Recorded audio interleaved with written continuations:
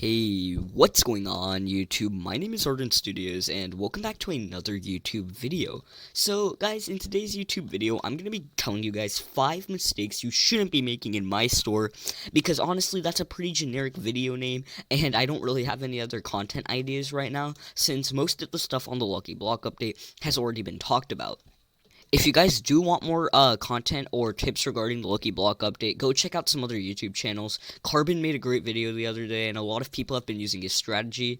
And to be honest, there's a lot of other YouTubers doing testing, etc. that aren't me. So if you guys do want more info on the Lucky Block event, go check out some other My Store YouTubers. With that being said, let's get into today's thank yous. So, guys, I know that I have never said this before, not once on any of my other videos at all. But thank you guys so much for the support on the videos recently. It's actually been insane, like I always say, and we are already close to 700 subscribers, which is insane. And yeah, we're just gonna keep going. I hope eventually one day we'll be able to hit 1K subscribers. Honestly, 1K subscribers, I'll try to do something big, because 1K subscribers has been my dream on YouTube ever since I started doing it, and though it's kind of a small number for a lot of people, if we do hit 1,000 subscribers, it'll actually really change how I feel about YouTube and making content on the platform. So, if you guys don't mind, just consider subscribing if you haven't already. You can always unsubscribe if you ever feel like it, and if I ever make content you stop enjoying, then unsubscribe if you want to. But you guys can, if you guys are able to, please consider subscribing. It really helps out the channel, and every subscriber goes a long way. Now let's get into today's YouTube video. So, when it comes to my store, there are a lot of mistakes, even simple ones, that you might not notice you're making, and the thing about these mistakes, and what encouraged me to make this video, is there are some mistakes that can literally be affecting you permanently, and giving you such a big disadvantage, just because you didn't know they existed. I won't say this video applies to endgame players necessarily, but there are definitely some mistakes I too was making, and I wouldn't consider myself an endgame player, but I do consider myself to be pretty okay at the game. I do have, like, a full luxury layout and all, so I definitely would say I am on the closer end of being an endgame player. I'm definitely not leaderboards level, though.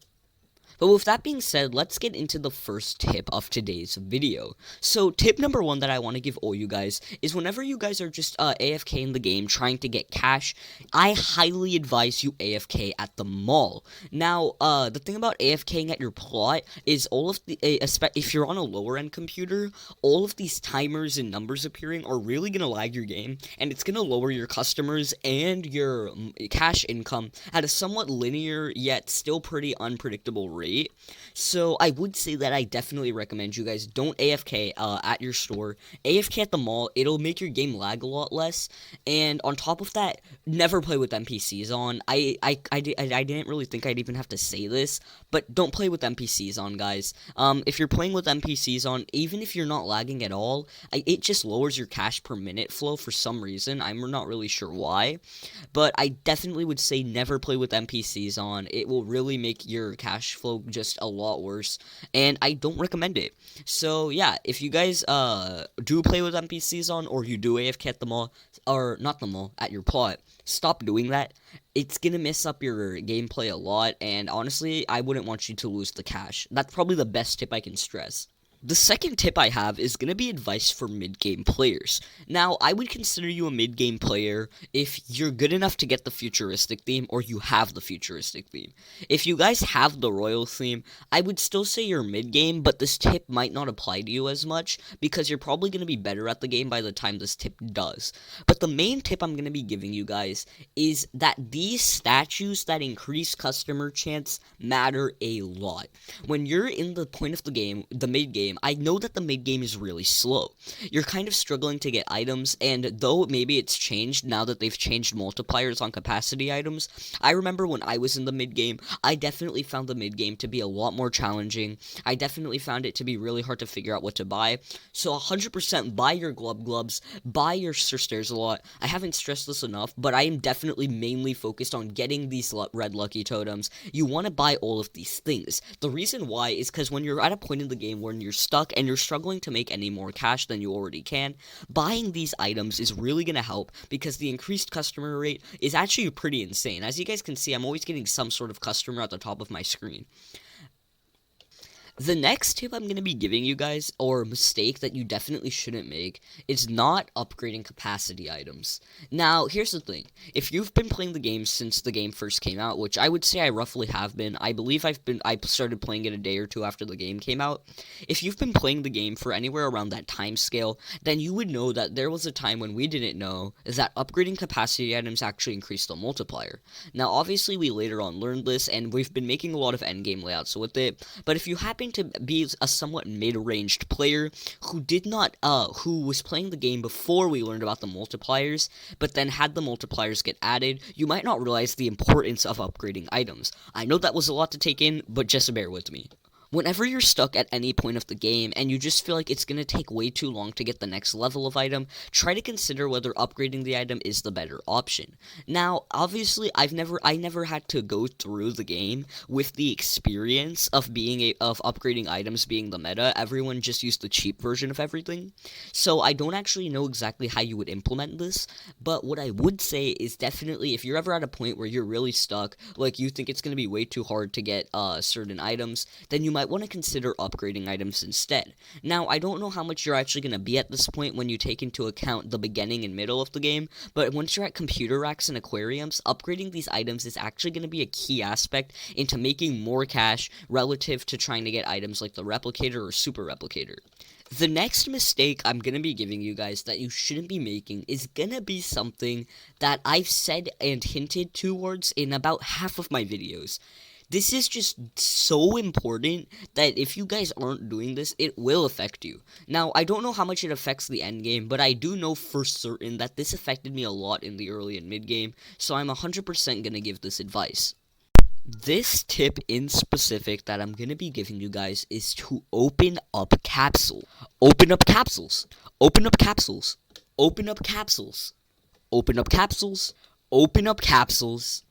Okay, guys, but seriously, you need to open up capsules.